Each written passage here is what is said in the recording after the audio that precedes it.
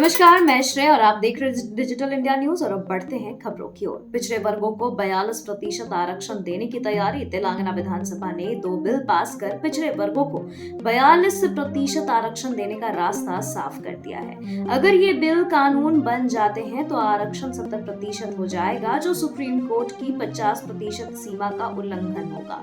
तेलंगाना के मुख्यमंत्री रेवंत रेड्डी के नेतृत्व में राज्य की कांग्रेस सरकार द्वारा लाए गए दोनों बिल तेलंगाना विधानसभा में सर्वसम्मति से पारित हुए। कश्मीरी पंडितों के पुनर्वास के लिए बुलंद हुई आवाज। जम्मू कश्मीर में कश्मीरी पंडितों के पुनर्वास का मुद्दा एक बार फिर से चर्चा में है। इस बार महबूबा मुफ्ती की पार्टी पीपुल्स डेमोक्रेटिक पार्टी ने आवाज बुलंद की है। पीडीपी के नेता वहीद पारा ने कश्मीरी पंडितों के पुनर्वास को लेकर एक अहम बयान दिया है। उन्होंने कहा कि सरकार को इस मसले को केवल पुनर्वास और राहत के नजरिए से नहीं देखना चाहिए, बल्कि सरकार को कश्मीरी पंडित समुदाय के दर्द और पीड़ा के रूप में समझना चाहिए। मोदी सरकार की विदेश नीति की तारीफ कर कायम शशि थरूर। कांग्रेस सांसद शशि थरूर ने रूस और यूक्रेन युद्ध को लेकर भारत के रुख की आलोचना करने वाले अपने पुराने नजरिए को गलत माना था। उनकी अपनी गलती मानने पर कांग्रेस में ही सवाल उठने लगे थे, जिस पर उन्होंने सफाई दी है और कहा कि यह राजनीतिक मामला नहीं है। शशि थरूर ने कहा कि मैं एक भारतीय के तौर पर अपनी राय रखी और वह इसमें कोई राजनीति नहीं देखते। 193 सांसद विधायकों के खिलाफ ईडी ने की कार्रवाई। 10 साल में केवल 2 को ही दिला पाई सजा। केंद्र सरकार ने सांसद में बताया कि पिछले साल 10 वर्षों में प्रवर्तन निदेशालय ने मौजूदा और पूर्व सांसदों, विधायकों, विधान परिषद सदस्यों और राजनीतिक नेताओं के खिलाफ कुल 193 मामले दर्ज किए हैं। हालांकि इनमें से केवल 2 मामलों में ही दोषी करार दिए गए हैं। यह जानकारी वित्त राज्य मंत्री पंकज चौधरी ने राज्यसभा सांसद ए रहीम के एक सवाल के जवाब में दी। इन 193 मामलों में से अधिकांश की जांच अभी जारी है, लेकिन केवल 2 मामलों में ही अदालत ने दोषियों को सजा सुनाई है। सीसीटीवी रिश्वत मामले में केजरीवाल भी फंसेंगे। दिल्ली बीजेपी चीफ ने क्यों किया ये दावा? दिल्ली में आम आदमी पार्टी के लिए एक और मुसीबत मुंह बाएं खड़ी है। ताजा मामला दिल्ली से सीसीटीवी कैमरे से इंस्टॉलेशन और उससे जुड़ी का रिश्वत का है। बता दें कि इसमें पूर्व मंत्री सत्येंद्र जैन का नाम है। उन पर 16 करोड़ की पेनाल्टी को खत्म करने के लिए 7 करोड़ रिश्वत लेने का आरोप है। इस पर भारतीय जनता पार्टी के दिल्ली प्रमुख वीरेंद्र सचदेवा ने अरविंद केजरीवाल का भी नाम लिया है। उन्होंने कहा कि इस कथित घोटाले में भी वह फंसेंगे। डबल इंजन वाली सरकार डबल मर्डर सरकार में बदल गई। आपका बीजेपी पर तीखा हमला। राजधानी दिल्ली के कोहाट एन्क्लेव में एक बुजुर्ग दंपति की उनके ही घर में हुए डबल मर्डर को लेकर आम आदमी पार्टी के नेता सौरभ भारद्वाज ने बुधवार को दिल्ली की नई भाजपा सरकार की कड़ी निंदा करते हुए तीखा हमला बोला है। सौरभ भारद्वाज ने एक संवाददाता सम्मेलन में कहा, महज 1 महीने में तथाकथित डबल इंजन वाली सरकार डबल मर्डर सरकार में बदल गई है। बुजुर्ग दंपति डर में ही जी रहे हैं। उन्हें समझ नहीं आ रहा है कि घरेलू नौकर रखे या नहीं।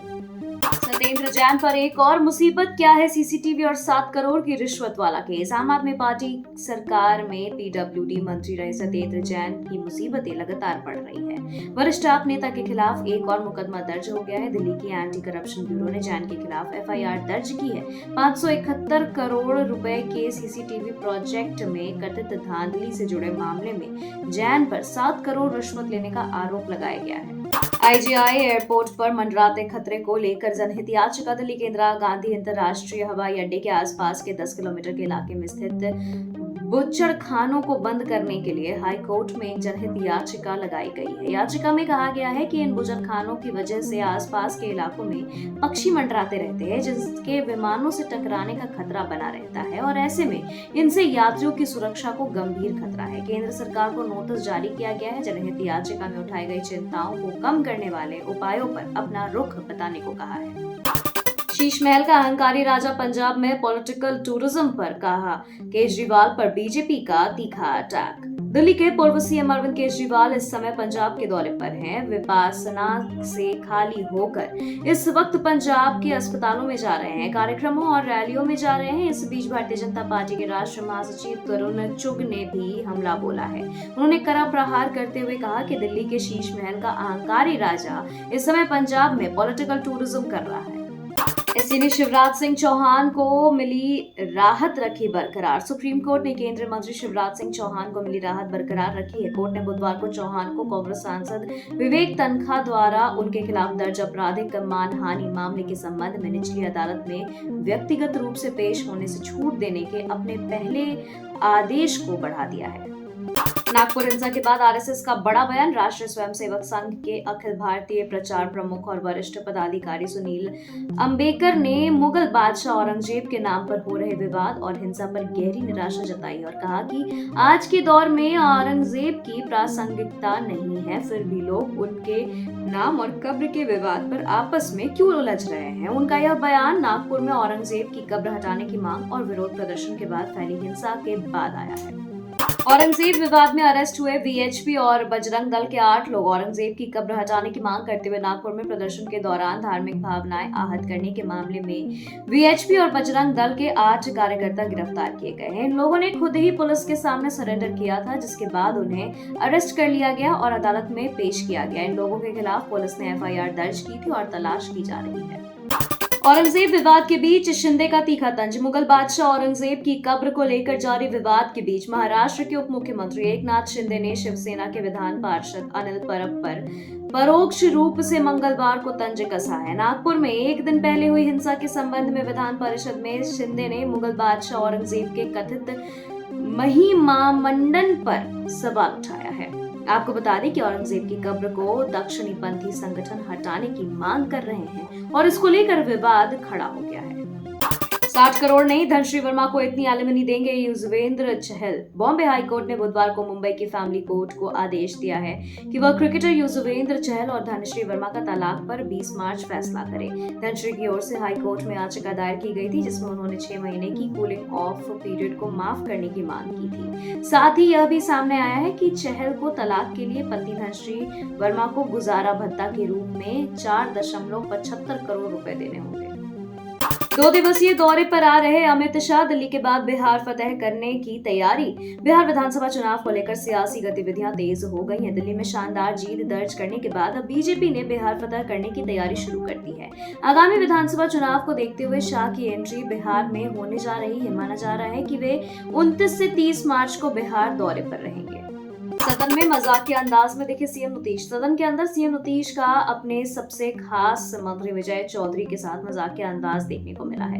विजय चौधरी के चश्मे को सीएम ने उनसे लेकर अपने डेस्क के नीचे ड्रॉर में डाल दिया। फिर विजय चौधरी और सीएम नीतीश एक दूसरे को देखते हुए खूब हंसने लगे। इसके बाद सीएम नीतीश ने तेजस्वी यादव से अपनी नाक पकड़ इशारा करते हुए पूछा, क्या हुआ जी जो बार नाक पकड़ रहे हो। तेजस्वी ने इशारों में ही जवाब दिया, लेकिन सीएम नीतीश फिर बैठे बैठे ही तेजस्वी को कुछ बोले, जिसके बाद दोनों लोग ठहाका लगाने लगे। अशोक चौधरी जवाब दे रहे थे कि तब नीतीश लगातार इशारा करते रहे। बजरंग दल और विहीप के लोग गुंडे हैं, बैन लगाओ। नागपुर हिंसा पर पप्पू यादव की मांग। महाराष्ट्र के नागपुर में हुई सांप्रदायिक हिंसा के बाद बिहार के पूर्णिया से सांसद पप्पू यादव ने बजरंग दल और विश्व हिंदू परिषद पर बैन लगाने की मांग की है। सांसद कहा है कि इन दोनों संगठनों के लोग गुंडे हैं, इन पर प्रतिबंध लगाना चाहिए। इससे देश की अर्थव्यवस्था और प्रगति प्रभावित हो रही है। सरकार को इस पर विचार करने की जरूरत है।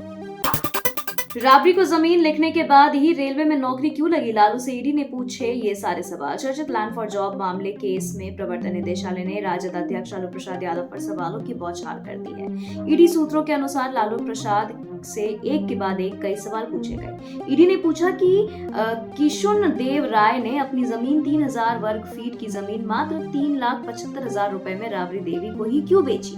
इसके बाद ईडी ने यह भी पूछा कि राजकुमार सिंह, मिथिलेश कुमार और अजय कुमार से आप कब मिले थे। राबड़ी देवी को जमीन मिलने पर ही नौकरी क्यों लगी।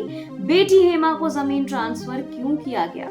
पहली किस्त देरी, दूसरी और तीसरी रख ली मैया सम्मान योजना पर छलका महिलाओं का दर्द। जिन मैया के बदौलत सरकार सत्ता में आई, आज वह ठुकराई जा रही है। मैया बहनों का कहना है कि पहली किस्त मिल गई तो दूसरी और तीसरी देने में इतनी आनाकानी किस बात की है। नाम का स्पेलिंग गलत है तो आवेदन के समय ही सब देख लेना चाहिए था। अकाउंट नंबर गलत है अथवा आधार से खाता लिंक नहीं है तो पहला किस्त कैसे मिल गया। यह सब बहानाबाजी है। लाभ पाने की आस में महिलाएं प्रखंड कार्यालय का चक्कर लगाने की चक्कर में हैं और इस बात को लेकर वो काफी ज्यादा विवश हैं। झारखंड विधानसभा के अंदर ड्रामा, विधायक शशि भूषण मेहता ने भरी सभा का फाड़ा पेपर। झारखंड विधानसभा सत्र के 13वें दिन बुधवार को एक अजीबोगरीब ड्रामा देखने को मिला। सदन के अंदर विधायक शशि भूषण मेहता ने भरी सभा में स्पीकर के समक्ष पेपर पर लिखा प्रश्न फाड़कर फेंक दिया। सदस्य के इस व्यवहार से स्पीकर रविंद्रनाथ महतो ने आहत होकर कहा कि आपका आचरण अच्छा नहीं है। विधायक के इस रवैये के बाद सदन में पक्ष और विपक्ष के बीच भी खूब कहासुनी हुई। 60,000 लोगों को निकाल रहा अमेरिकी रक्षा विभाग, मस्क करवा रहे छटनी। अमेरिका रक्षा विभाग में 50,000 से 60,000 असैन्य नौकरियों में कटौती की जा रही है। अब तक 21,000 कर्मचारियों ने स्वैच्छिक इस्तीफा योजना स्वीकार कर ली है। रक्षा विभाग का लक्ष्य 9 लाख कर्मचारियों में से 5 से 8% की कमी करना है। फोर्क इन द रोड योजना के तहत सितंबर तक कर्मचारियों को वेतन और लाभों के साथ नौकरियों छोड़ने का विकल्प दिया गया है। यह कदम बजट में कटौती और सरकारी खर्च कम करने के लिए उठाया गया है।